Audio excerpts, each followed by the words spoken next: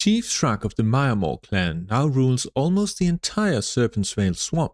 Tribute arrives from orcs, dwarves and kobolds from the surrounding mountains, but can he rebuild the ruined dwarven halls and turn the murky swamp into a kingdom?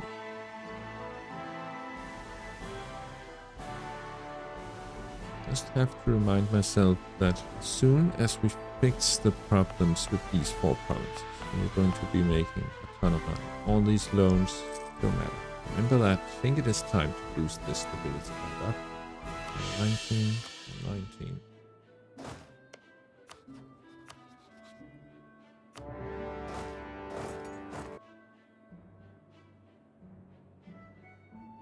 Oh, we could have taken this guy. Save a bit on the stab cost.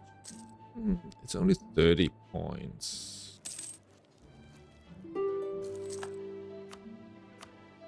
Tributary and a little bit of money.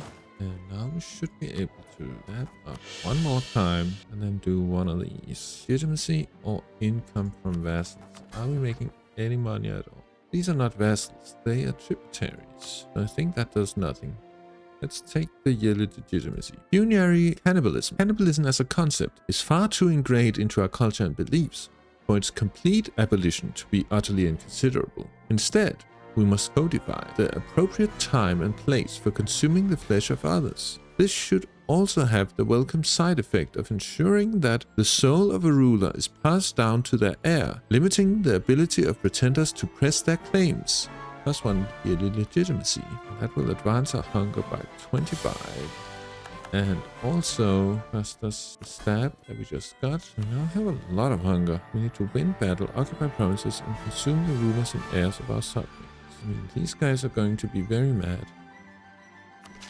I noticed that for this mission we need a subject with a hold, and since Duran Blueshield decided to leave their hold, we no longer satisfy the conditions. But I also noticed that it gives us money for every Dwarven culture subject. So I think now it might be quite nice to go out here and then find these guys, and they might be dwarves.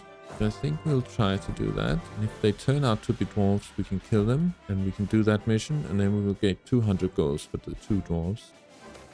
Uh-oh. An orc warband is coming. Might be a bad time for a war. Our heir is now benevolent. That could be quite useful to keep all these subjects in line, even if they're not dwarves. I think it would be a good idea to make these guys a tributary.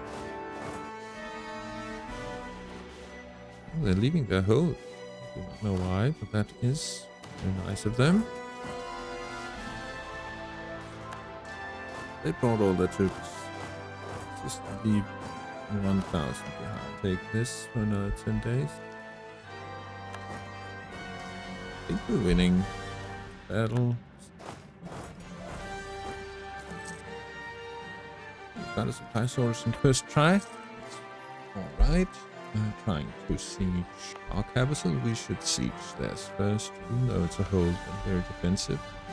Plus, we are also very defensive. Oh, they moved into a hold, so we can actually now do that mission. Or we could wait, because we will get another subject very, very soon. Loan.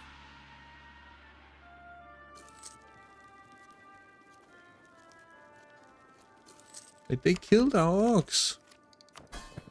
Funny, but also a little annoying that can happen. New land claimed. These are just better. Let's take production and tech. Oh, we forgot to cast our spell.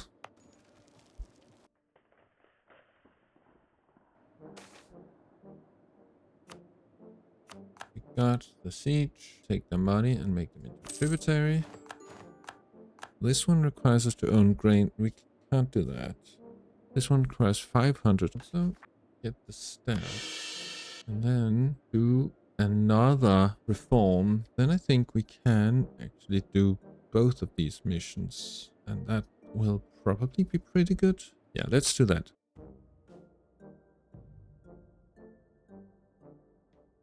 crowns, which we can't do, and that requires a lot of wars. So for the moment, they are unattainable, but we can do this one. Abolish the flesh tithe. Throughout our history, we have been painted as villains for our practice of forgiving unpaid debts in exchange for the flesh of our clients. Abolishing this tradition may harm us in the short term, but in the long run will do wonders for our public image. Besides, any who bend the knee to us will still be aware of what we're capable of, and should be much more willing to cooperate with our demands. Do we no longer abolish debts, so we make a little bit more money, and then we don't eat their flesh, which is maybe kind of a win-win. They are too mad right now. I mean, I think we should just do it. Or should we get one more dwarf? Probably get these guys as well. Managed to convert these guys.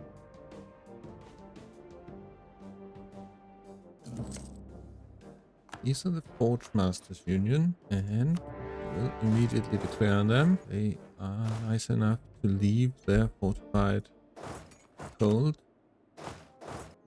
That's a proper hold. Drawn wall, drawn hold, ancestor worship, drawn military, and then power projection. Oh, get in there. Fight. I think we can win.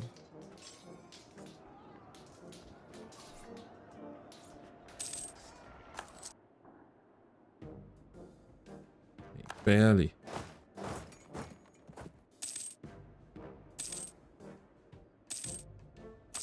I think we need someone to deal with these separatists. I hope they don't rise up. These guys go deal with the orc separatists. And they fired. Are we gonna get there in time? I don't think so. I do not want to pay admin points. Guess we will. Is this enough? Another 13 days. It's not going to be enough, is it? Well, it was kind of close.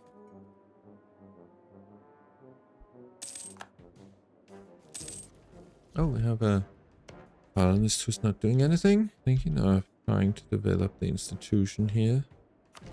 We want to change the edict back. We can change it again in February. It's a little insane to try that, but it's probably our best chance. Okay, they are willing to get out, become our tributary, and give us money. Here we go. And now, are any of the dwarves loyal? No, they're not. Can we make them loyal? Not really. We can't afford it. We also have a lot of inflation because we are taking so much money. It's another goblin. Could sell these, which I think we probably will do. And then build this fort that we need for a mission. And now I don't think we will gain more tributaries right now. So I think this is probably an okay time to do this mission. We can do that because we have at least one religious reform, at least 3 tributary states, and at least one of our subjects have a hold.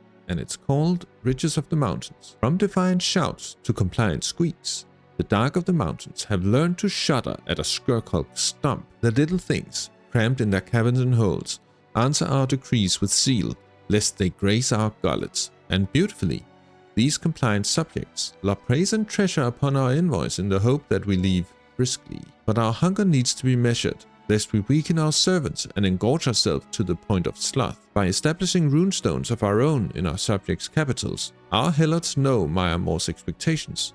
When we hunger, how voracious our appetite, which little things order the rest to fulfill these demands, and what happens if they fail. And it gives us, for every dwarven culture subject, I think we have 2, we gain 100 gold and 25 of each mana point. And for every goblin or kobold culture subject, we gain 500 manpower and 10 of each mana point. I think we have 2. And in orcish culture, we don't have any, because Siegebreaker was killed. That's 70 of each mana point, which is pretty good. That will get us to the cap on the milk power. So I think we should put an extra point of development here. I think it's still too much. Let's put 1 more. Might as well put 2 more. Let's take it. No, unfortunately, These guys are not loyal. Can't do the next one. But they are kind of close. Can build some more troops. That did help. So now, because the Duran Blue Shield... Are they still led by Captain Duran Blue Shield? Yes, they are. Excellent. He is an extremely old guy. That's kind of his thing, I believe, but he's still kicking. And he's now loyal, and we have also repaired the hold in Amatathol, the central district of the ancient dwarven capital, and we have done 2 religious reforms, so we can do this mission. Miners of the Mountains. Jushguri, the hairy little things who built the monumental yet abandoned holes, who led the derelict rails that blazed through the cavern dark, who ordered the very mountains before their fall, now supplicants to Mire Maw. They speak of their forebears and abandoned gods through sweating brows and fearful gazes, and as they should. Even the most zealous fears our hunger. But in 1469, we issued a demand to our dwarven subjects: journey to Amatathol for a feast, to decide their future. The rumors churned, mixing hopes of reclaiming their ancient empire's seat with dread of the menu at this feast. But fearful of rejecting our demand and earning our wrath, the dwarven subjects made the journey. When they arrived before Chief Shrek, our great ruler contemplated their decision before him: to make devotees or to devour. So let's see what happens. The second Amatathol feast. Second Amatathol feast. Teams of fern munchers season entire Rothi, each stuffed with specialty serpent bloom and fungi. Dwarves work the bellows of ancient furnaces, cooking gigantic carcasses in furnaces meant for metal. Professional ogre chefs oversee it all, using the small species' dexterous hands to finely chop the ingredients before we cook them. It does not matter that the servants have kitchen knives, nor great fires. There is nothing they could do, even if they tried. A goblin butcher can barely scratch an ogre. As Chief Shrek feasts on the luxuries of the serpent spine, he thinks about the choice he must make. The dwarves once built the very hole Shrek sits in, and they have also killed countless ogres while trying to reclaim it. Was this bravery or idiocy? If it was in fact the former, is it better to reward them or to consume them and take that bravery for ourselves? Shrek discusses this with his fellow clan leaders while dwarves sweat by the meat forges and cutting boards. In this hall of old empires, with all the small and ancient species of the serpent spine under our control, what shall be done with the dwarves? Do we use them as servants, as builders, and as the maintainers of these holds, or do we consume them and do it ourselves? If we consume them in their ancient home, the dwarves will not be tolerated, our subjects will hate us, the culture and religion of every dwarven culture province we own will become state culture and religion, and remove all the minorities. I don't think we own any dwarven culture provinces. And we gain feasted on dwarves for 50 years, giving us construction cost, time, dev cost, and fort defense. And we lose 15 hunger. That's also quite nice. Brings us back below 50. Or we can make them mine these holes for us. And that gives us a small tolerance increase of dwarves. And the culture in Amatathol becomes silver dwarf and ancestor worship. Okay, so we shouldn't have converted it. We'll have to reconvert it, I think. And we will also discover the west door of our region, which is quite nice, and repair all of our Almdir area holds by 1 stage. Okay, so we also didn't need to repair the hold in Simprala. I think this is going to be really good, because now this hold,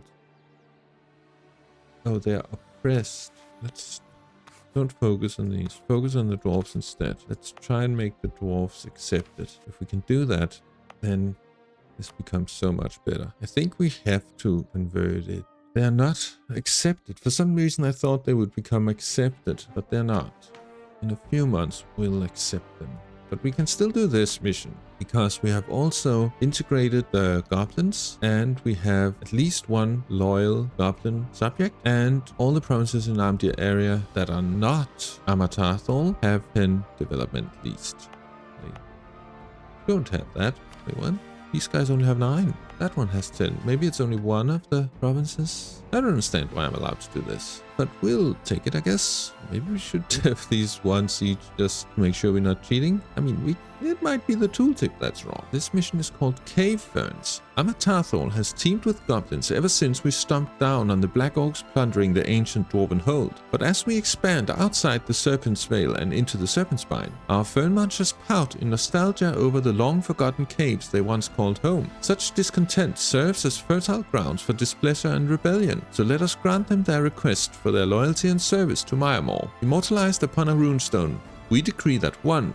Fernmunchers may, when not impressed by Skirkhold clans, travel freely about the whole of Mire Maw's realm without harassment save for Skirkoli laws, and 2. Impeding Fernmunchers from their travels is punishable by devouring. And 3. Loyal Yetkroti are guaranteed a home in Amatathol's neighboring holes of Vilstein, Thaldon, Sokli, and Isimprala. That will change the culture in those 3 holes to be Cave Goblin, and this one does make the Cave Goblin accepted.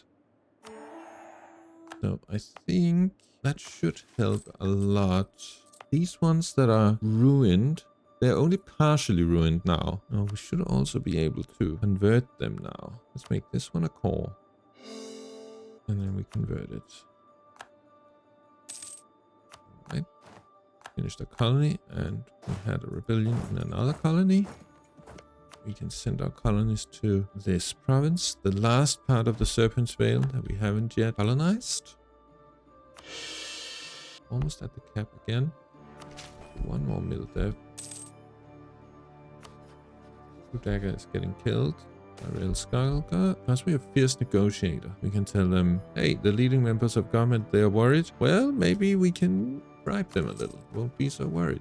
And we still need to develop this province a little bit. That gives us a mission. Now all 3 provinces in the Assembly Terrace area, that's these 3 provinces, they need to be owned and caught by us and have 6 development. Great Swamp Beast. The Assembly Terrace's mossy steps remind us of the ancient giant cities of yore.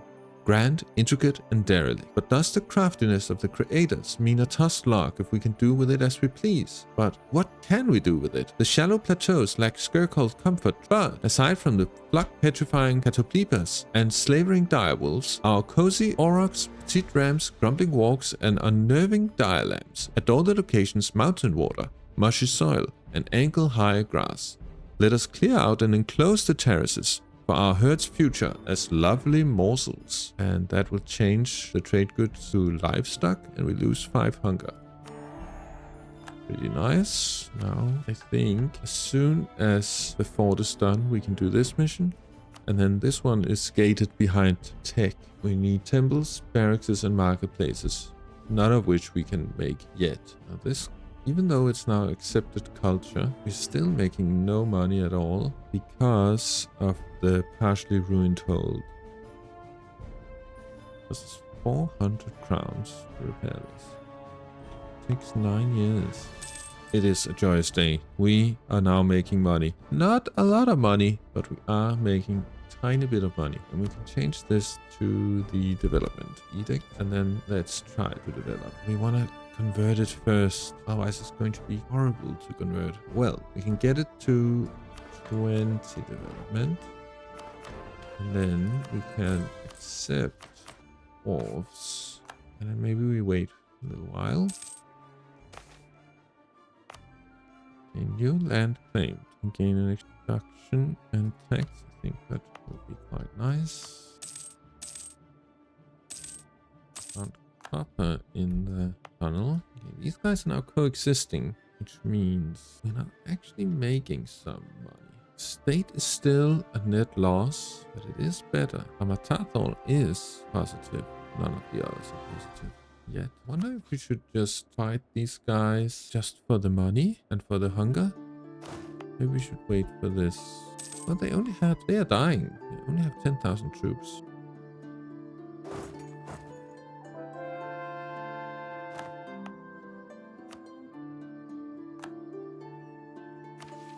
Well, we finished this fort. That province, it's owned by us, it's caught by us. It has 8 development and a fort. The old capital, dull, moss-veiled hills, lord over the southern shores of Uthoyan's eye. But we remember the time before this amorphous slope in Salinaktrutav joined the untended landscape, when the Likilnhriskigori, icy giants and siblings of our former masters, descended into the Serpent's Vale. They forced us to yield to their king Kranmas. Our tales still recount how the giants enslaved us to build roads and structures from the edge of our swampy home homes, all the way to the fabled Beastbane's den, all for the Lekilnhriskigor's advantage. For our duties, the Benefic Giants elevated the vile clan Big Cleaver, now fallen and grizzled, to rule over all Squacoli in the Serpent's Vale. The Master's gesture founded Gavamrek, or East Kingdom, and anointed the first Ogre Kings with court, capital, and a runestone of authority. But history laid all to rest. The Frost Giants,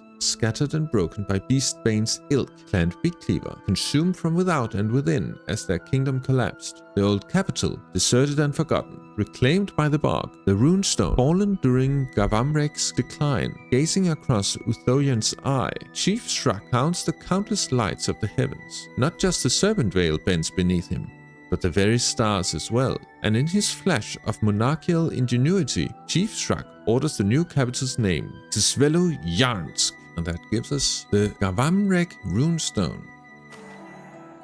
The Gavamrek runestone. Over 2,000 years ago, the soldiers of Cranmas the Frost Giant entered the Serpent's Vale. As heralds of our ancestors who had returned to the world, Cranmas Giants demanded our submission. We were grateful to comply. There was no greater honor than working for the Giants. Under their lead, we built towers to the heavens. We crafted fortresses, roads, homes fit for giants. We lorded over the other giantkin and all the lands they controlled. And we did so not just as ogres, but as Gavamrek, the eastern realm. The giants had chosen us to be their favorites. The representation of our old power now decays before us. The Gavamrek runestone, once tall as 20 ogres, lies overgrown and forgotten in the depths of the swamp.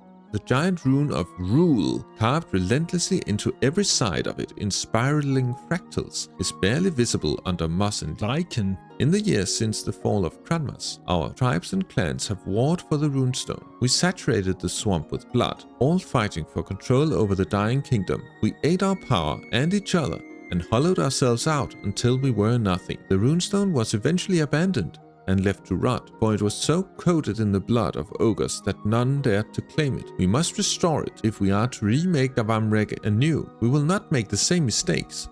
We will unite the ogres and all giantkin against our enemies. We shall feast, but we shall feast on our enemies more than we feast on ourselves. We must remember that we are the kin of giants. That will make Salinaktotav the new capital. We lose 3 of each development in our old capital, Mikvakral, and then we gain that in Salinaktotav, and would be renamed to Tsvelo Yarnsk, which I'm happy about because I'm struggling to pronounce the other one. And also in this province we gain the Kibur Qatar, which gives us tax, manpower, and defensiveness, and it also gains the Broken King's runestone, which gives another 5% local tax, and then Liberty Desire from subjects development, and yearly doom reduction, which I think is our hunger, and it also gives us a level 1 center of trade.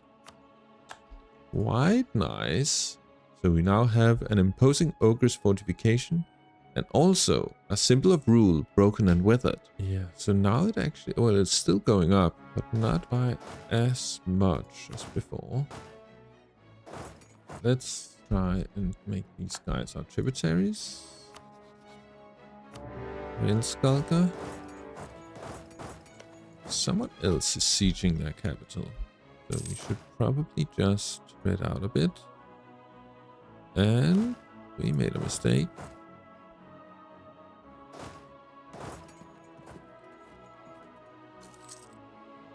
Might be able to beat them anyway.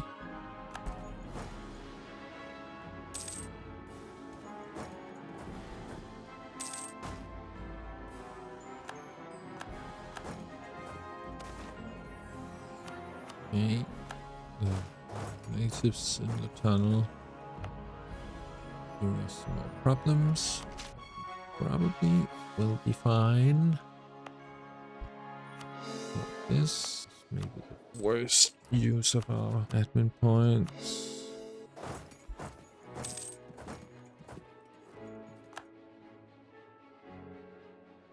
I feel like we're not really getting anything from occupying all these provinces.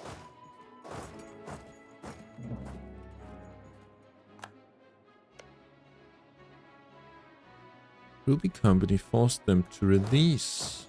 That's what happened.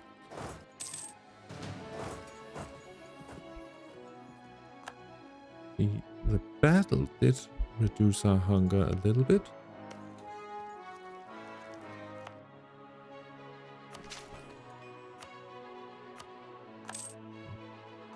Pay that loan. Just repay all the loans. Got a good roll. Defender's Desert. Very nice.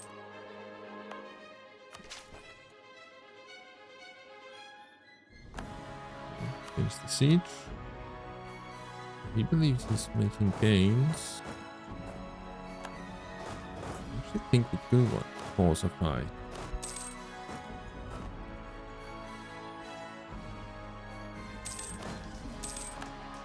Should probably have switched generals.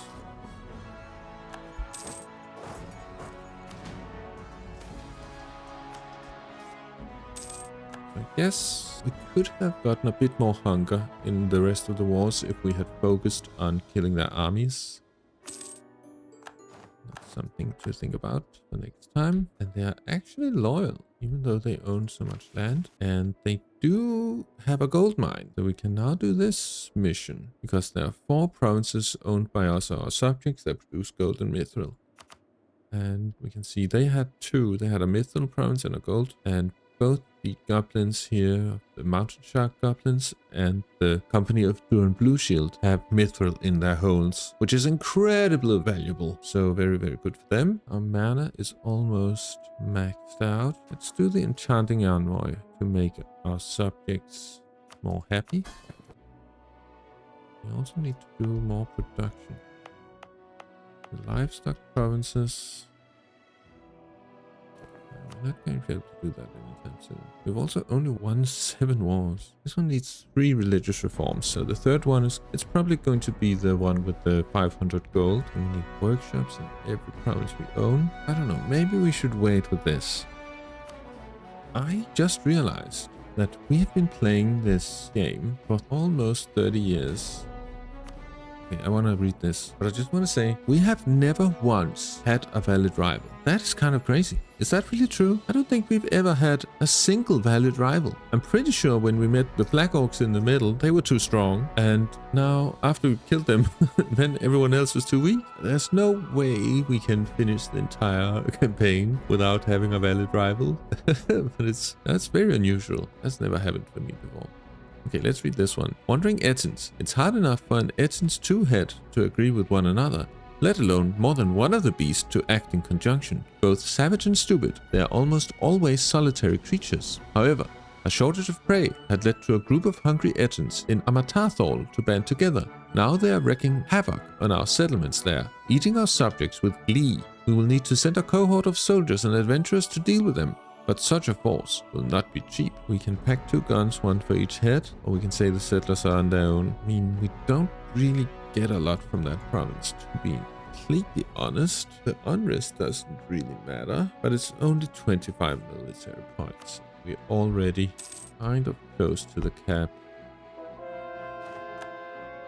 Managed to convert it. We can now convert this one. And as soon as we can, we will probably change this back to development, and then we will develop the rest of the Renaissance. Because now I think finally we now have an accepted culture, we have a good religion, it's owned by dwarves who knows how to use a hold.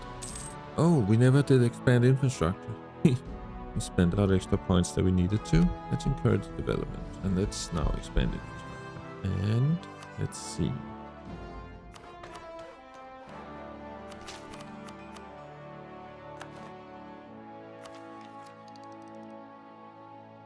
How fast is it growing? Pretty fast. Oh, we should probably spend... There was another way we could have spent our points. Repairing these.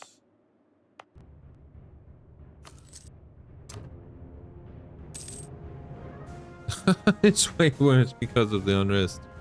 But we can just provoke them.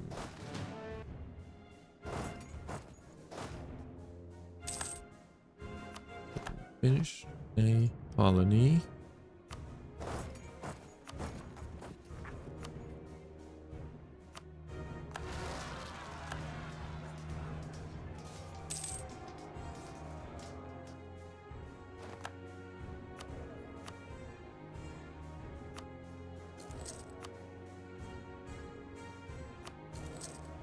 Oh, I didn't realize that guy was level 2.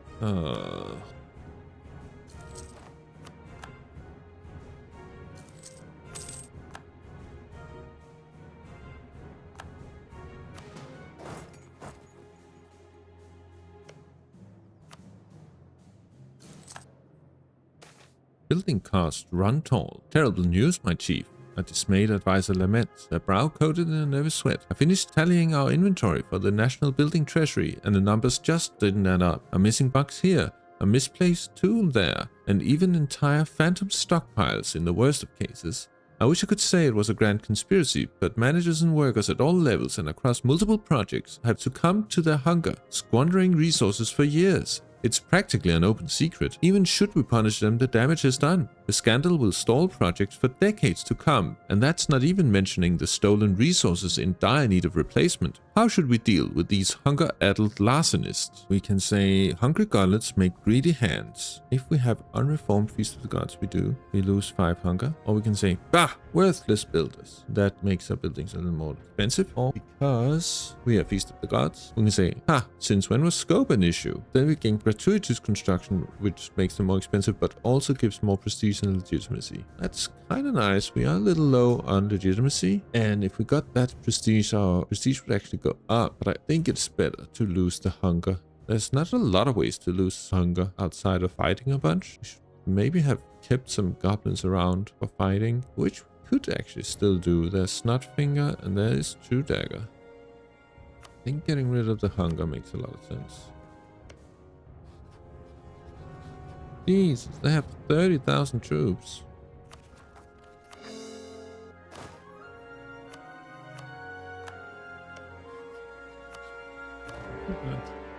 Declare the war, and I hope we can win.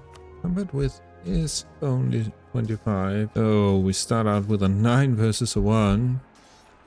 But then a 9 versus a 0, which is very good.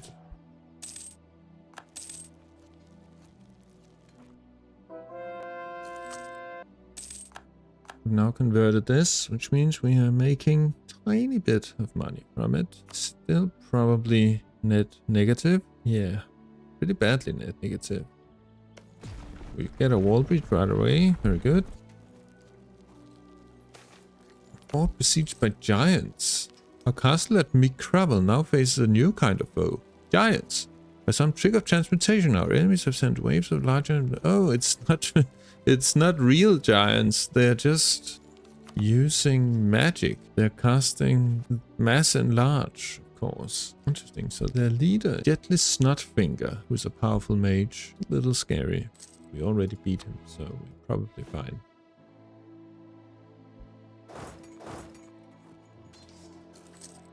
Oh, we got gold. Excellent.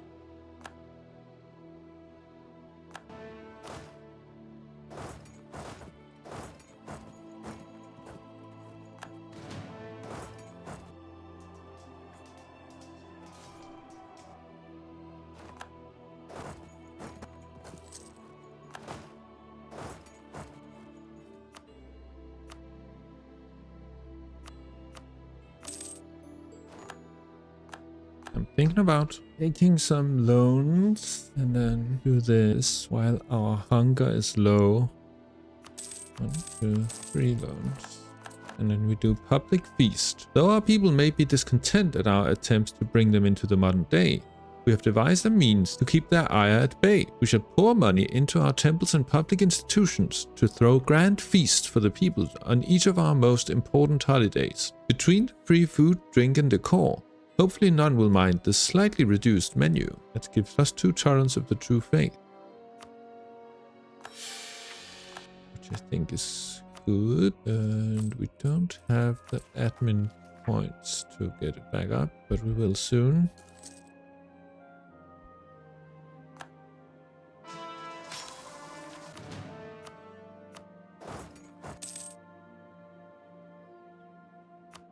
Okay, we actually got to keep the money.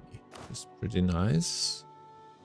Our hunger is still going up, and we don't have 4 provinces with these trade goods. I'd hoped there would be a higher chance for grain here. And there is, but it's only 7.5. in these two plains. So we should actually probably colonize some of these caves, even though I'm not sure if that's intended. But the odds of getting grain, there's quite a bit of livestock also, 17.5. So I think we'll colonize these two. And then if we didn't get any livestock or grain, we might colonize into the mountains and try to find serpent's plume instead for this religious reform. I think we have to wait until our troops are replenished. Then we'll go fight True Dagger to reduce the hunger and gain one more tributary. Here we have found a magical relic. We can send our chiefs, which cost some monarch points, or we can send our monstrous tribes, which costs manpower. We have a lot of manpower, so I think we'll do that. The tribes are very influential. We're pretty close to 100%, but it's going to be fine. Surely it will be fine. We do need some money to embrace the Renaissance, so maybe we'll keep it for that. We should also probably change our focus. I feel like we're really hurting for admin points. And boost our stability again. And the Forge Masters are killing them, which is absolutely fine.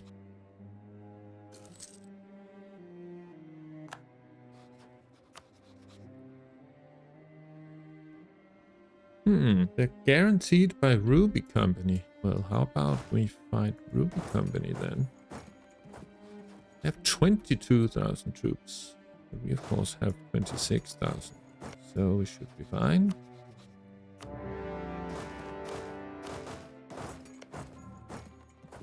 Then they have a very defensive fort. Classic dwarves.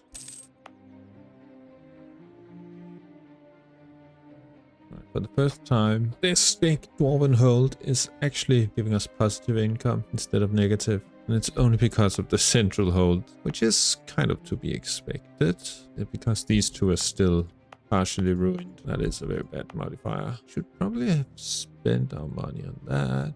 Oh dear lord, what is going on here? We're losing this battle. What happened? Good general? Take advantage? We'll take 5. Yeah, and of course we attacked into a hold. It's pretty bad. How significant is this? Combat with infantry shock and cavalry shock. It's just a little annoying because our hunger is so high.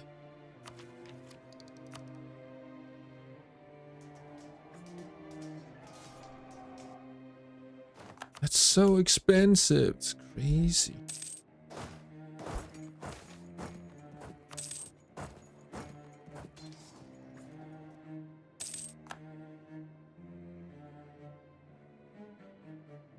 We're almost at the cap. We should probably just embrace this and then take that tech.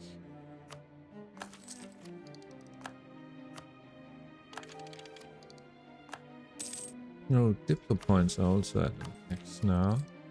Let's take the Diplo tech, even though it's kind of insane thing to do. We could have done Diplo development here.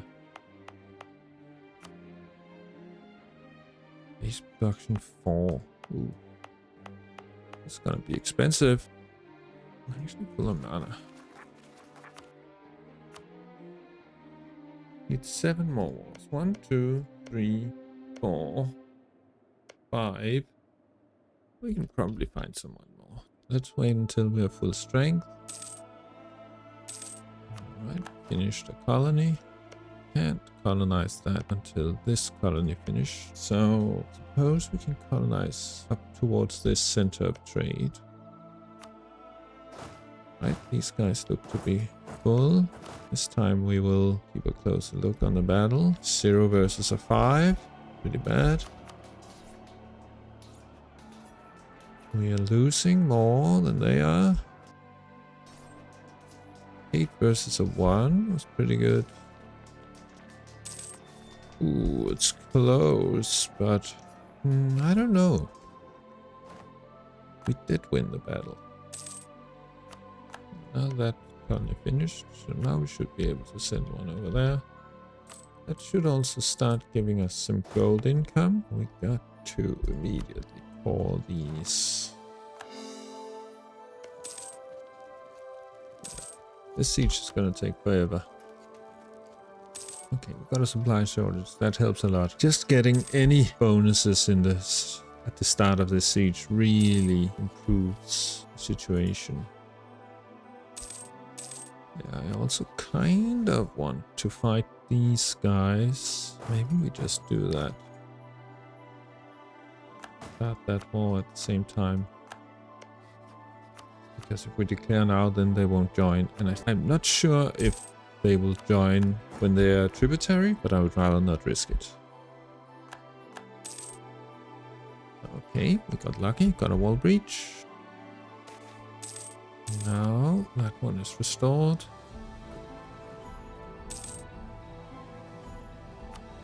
Siege them down, and they still have 12 troops somewhere. I think they went up this way.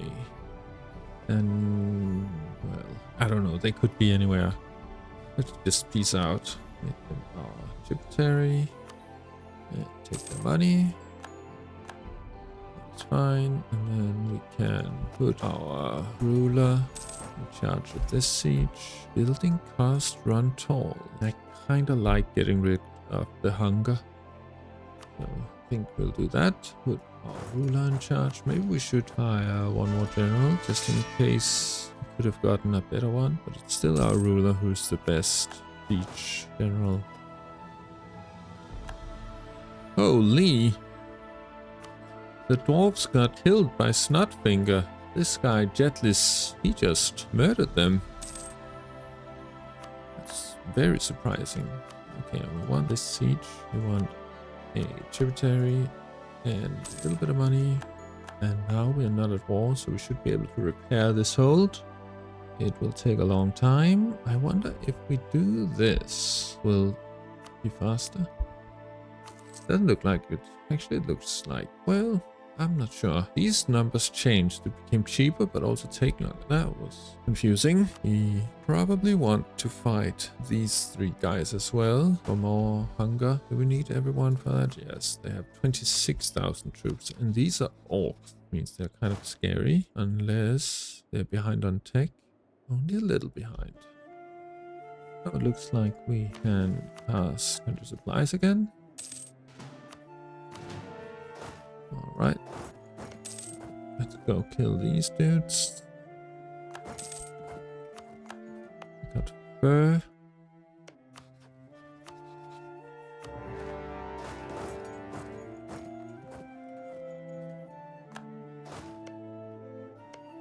Oh, there's kobolds here.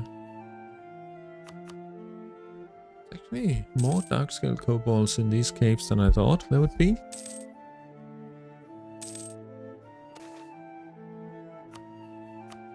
Got dwarves in the tunnel.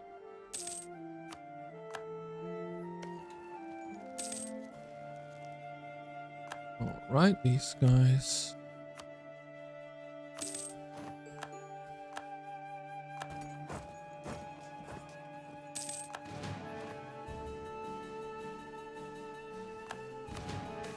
Okay, we finished conjuration and we want to upgrade this. That requires quite a few things. We can build a mage tower pretty soon. We might be able to gain a court mage and then be legendary. Getting the mages to 30, I guess we could do it. We can quite easily gain a court mage actually with this one. Yeah, so that's probably the way to do that. Yeah, let's just study legendary conjuration because we might build a mage tower soon-ish.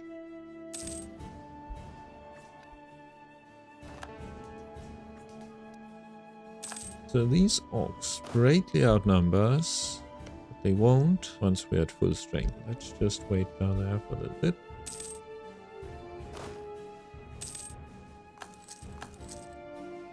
I feel like we're not really 800. No, they're losing troops. There's not enough supply. Okay, we can go kill these guys then.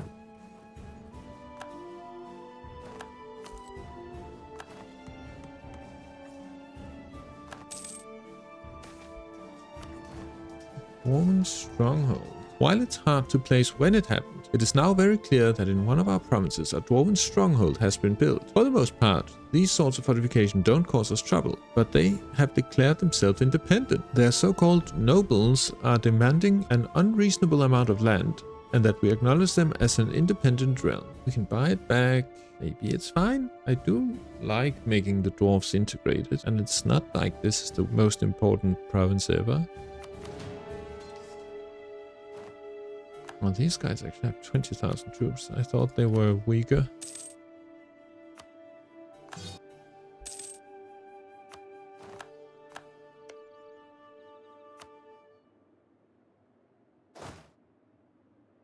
The Ruby Company killed our orc tributaries.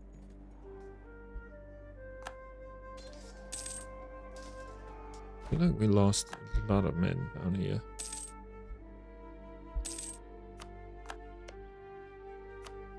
We can hire some more troops. Should definitely summon familiars. I wonder if it's worth it too.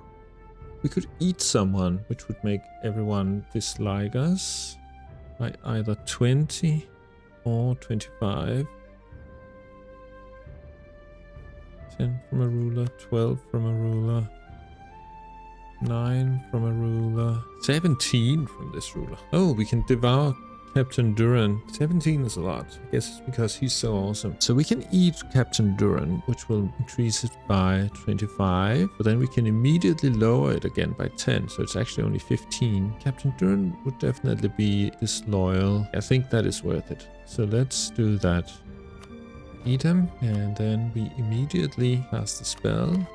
Standing Envoy. Now it's only Duran's company who are mad. Of course, our hunger is still going up. We need to win 4 more wars. I think we do want to take tech right away because our hunger is probably the lowest it's going to be for a little while. And this tech will help us a lot. Ogre sprinters.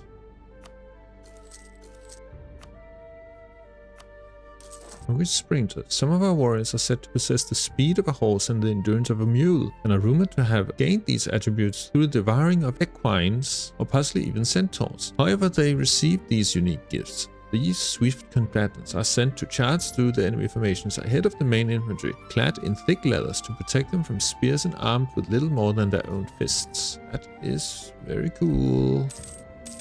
I don't really know if this is a good idea. But surely we will just take a lot more attrition.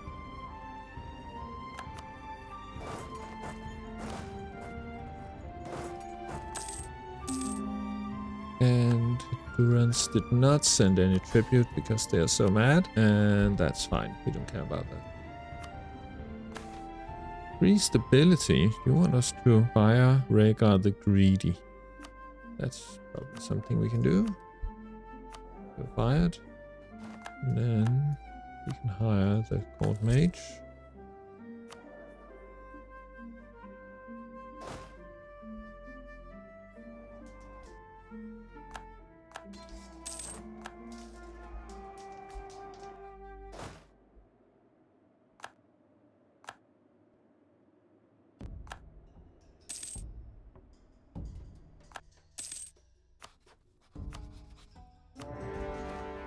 No, declare. They don't even want to fight. But thing is, I do want to fight. Our hunger is now even lower. But gems. I mean, that is a good trade good. But I really hope we can find some grain or livestock. Oh, because of our unbalanced research. What about that mechanic? Yeah, so there's not much more to do until we catch up on tech, I think. Because we need marketplaces, barracks, and temples. We can build barracks now, so it's only temples we're missing. It's not too far away, actually. We are focused on admin. We should be able to get that pretty soon. Okay, you can be our tributary. Let's make some diplo points, which is very good.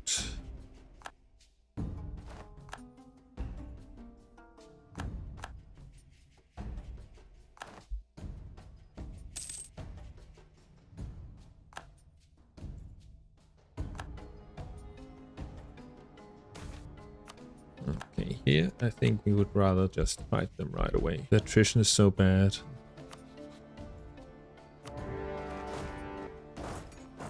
I hope we can win. I feel like we should be able to. They got a 7.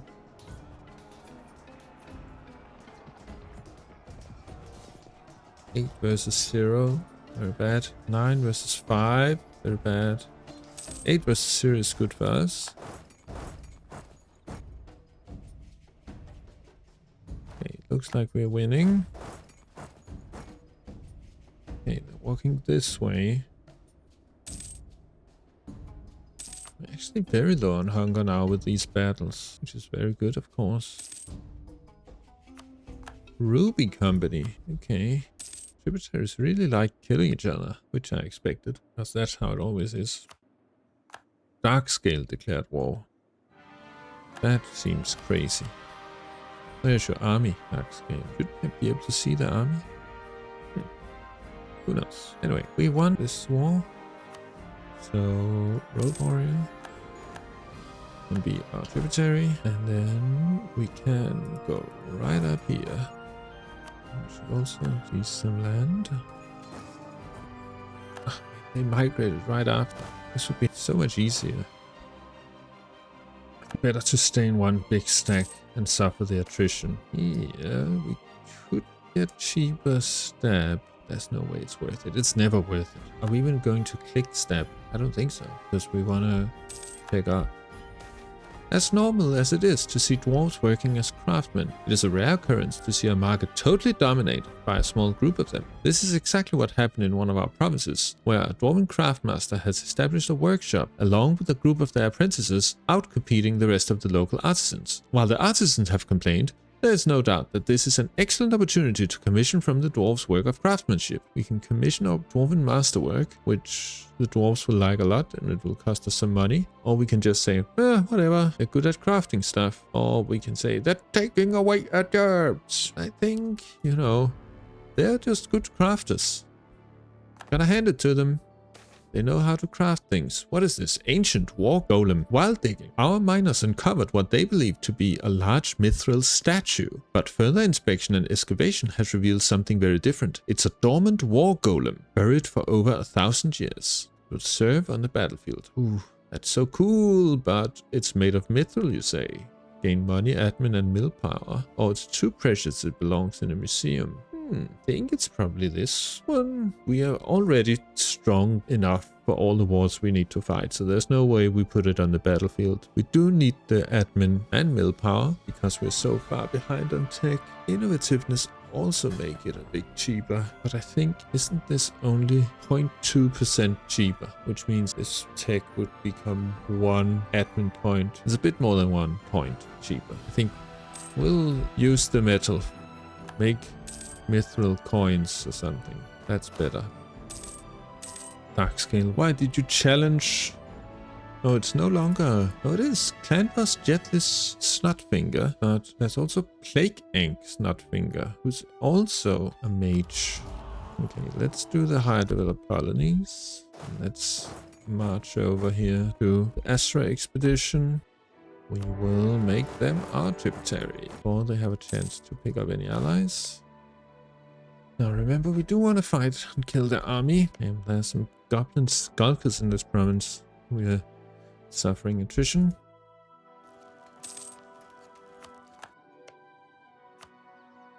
Okay, this time. Livestock or grain. There's actually livestock down there.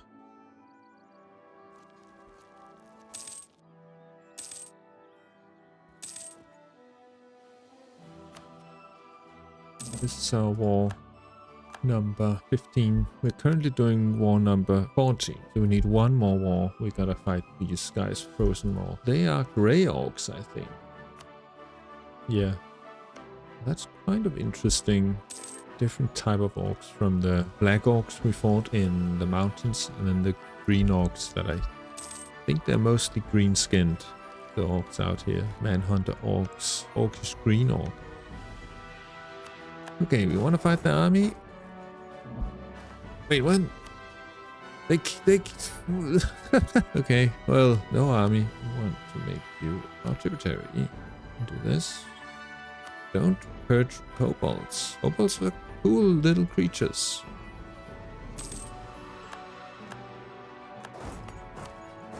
If we fight them, they have fewer troops than we have, and Maldor wouldn't join.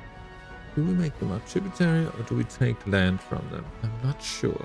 I'm tempted to just take money and war ribs because I don't yet know if the mission tree wants us to do one or the other, but I do want to win a battle.